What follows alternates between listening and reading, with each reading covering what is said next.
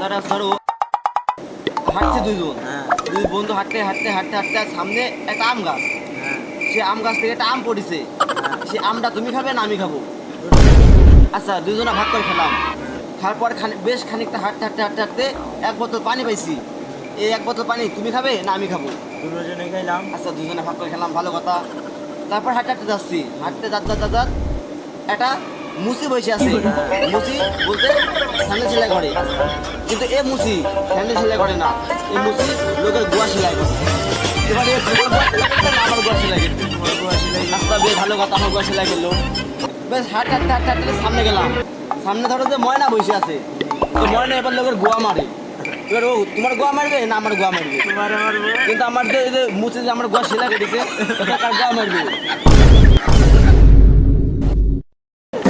পোলাটারে গোয়া মারে জাঙ্গ তিন গেছে, এই যে অবস্থা কি?